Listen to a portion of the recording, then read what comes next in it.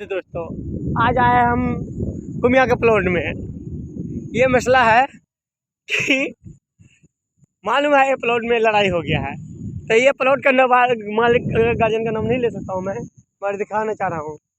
तो मेरा कहने का मतलब है ये कि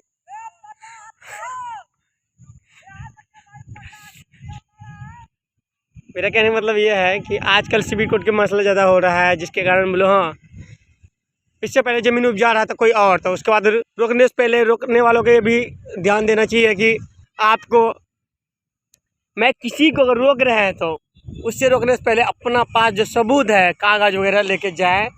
भाई ये प्लॉट मेरा है, आप कितना दिन उपजा के खा लिए हैं वो ठीक है खाइए, बाकी अब मैं सबूत के तौर पे आपको कागज़ दिखा रहा हूँ, केवला दिखा रहा हूँ, मेरे नाम पे है।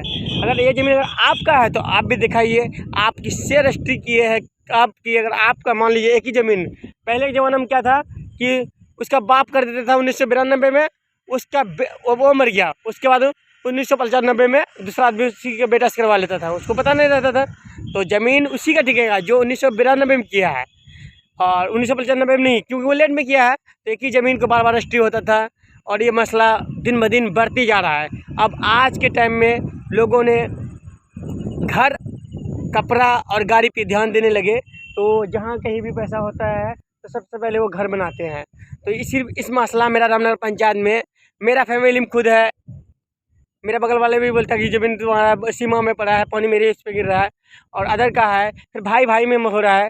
तो मैं कहना चाह रहा हूँ कि बिहार सरकार को एक ऐसा रूल लाना चाहिए कि अगर बिना ज़मीन के किसी के घर जाके रोक कर रह रहे हैं उसको 2 साल की सज़ा होना चाहिए। इससे ये डर होगा, जैसे कि इससे पहले ऐसा कानून था कि RTI डाल सकते, राइट टू इन्फॉर्मेशन, किसी के ऊपर। तो भाई मैं भी कह रहा हूँ कि तुम डालो, तुम्हारा मर्जी है, कोई दिक्कत नहीं है, मगर अगर वो ज़मीन पहले से उपजा खा रहा है तो तब भी ठीक है, मगर उसका ज़मीन पे घर रुकने में उसको परेशानी हो रहा है, उसका ईंट सड़ रहा है, ये सब गलत है ना। एक आम इंसान की मैं बात कर रहा हूँ, ऐसी कोई बात नहीं है कि आप मनचाहे किसी को रोक दे। हाँ, कुछ ज़मीन सरकारी ज़मीन है, उसमें मैं तो ये कहता हूँ कि सरकारी अगर ज़मीन है तो जो बना रहा घर उसको भी शर्म आना चाहिए। जब मेरा ज़मीन है ही नहीं तो मैं क्यों वहाँ घर बनाऊँ।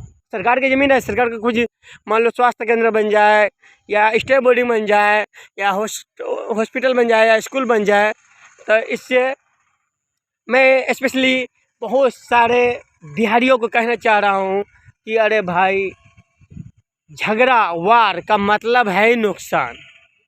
तुम चाहे कितनों कोशिश करो, हाँ कभी कभी वार फ़ायदा हो जाता है। उसका मतलब ये है कि मान लो एक ज़मीन है, उस ज़मीन में उस ताकत के बल पे, दम के पैसा के बल पे तुम जाके खा रहे थे, कर रहे थे। जब उसका बाल बच्चा पढ़ लेता है, बड़ा हो जाता है, तो उसको पता चल जाता है, जैसे कि ज़मीन ऑनलाइन के द्वारा या किसी अमीन के द्वारा कि उसका ज़मीन है, तो फिर उसको ज़मीन दे देना चाहिए। नहीं तो लड़ोगे तो जिसका ज़मीन नाम पे ज़मीन है उसी को मिलेगा, तुम्हारा मेरा तो होगा नहीं। हाँ, सरकार का, सुप्रीम कोर्ट का आदेश है, अगर किसी को भी तुम अगर ज़मीन में बसा लिए हो और वो 20 साल लगे तुम्हारे अंदर है, मैं पेपर भी पढ़ा हूँ, इसके सुप्रीम कोर्ट दिया है, और उस बेचारे का जिसको तुम बसाए हो उसके नाम पे कोई ज़मीन नहीं है तो उसको तुम हटा नहीं सकते हो, तो उसको सीमी कैमी वगैरह बन जाता, सिकमी बन जाता वगैरह। तो मैं रामनगर पंचायत के स्पेशली कहना चाह रहा हूँ कि रामनगर पंचायत की जनता को कि भाई आप लोग आपस में घर बनाने के टाइम में रोक रकावट करके मारपीट नहीं कीजिए।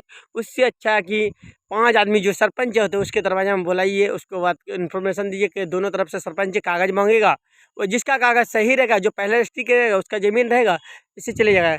ऐसे आप क्या करोगे, कितनों भी मारपीट कर लो, ज़मीन रोक दो, बहुत सारे कितना साल पढ़ते रहने के बाद भी जिसका ज़मीन है उसी को हाथ लग जाता है। बट इतना टाइम तो तुम्हारा ही बर्बाद हुआ है, मार तो तुम ही खाओ, इलाज तुम्हारा ही करना पड़ा। तो मैं इन बिहार वासियों को कहना चाह रहा हूँ कि मेरा ये जो सोच है कि लड़ाई को ख़त्म करना, कानून के तौर पे जिसका ज़मीन उसको ज़मीन मिलना चाहिए। और इससे अगर मेरे पंचायत में, मेरे समाज में अगर कोई ऐसा करेगा तो मुझे लगेगा कि मेरा बोली से इफ़ेक्ट हो रहा है, प्रभाव पड़ रहा है। तो मैं भी गलत नहीं बोल रहा हूँ, समझे। देखिए आम आदमी की कभी सोच यही है कि लड़ाई क्यों करें, तो इसीलिए तो दिन ब दिन मैं सुन रहा हूँ, कभी वहाँ लड़ाई हो गया, भाई भाई में लड़ाई हो गया, उसका एक बित्ता ज़मीन में मान लिया आ गया इसी तरफ, तो कहते दीवाल तोड़ो दीवाल तोड़ो। अरे भाई मान लो तुम्हारा पारी बिटा मगर एक बिट्टे ज़मीन आ गया, तुम पछाड़ी बिटा उसको दे दो, क्यों उसका नुकसान करवा रहे हो। इतना महंगा ईंट, इतना महंगा सीमेंट, इतना महंगा गिट्टी, इतना महंगा मिस्त्री से वो बनाते हैं, बाद में तोड़वाते हो, जो कि गलत है।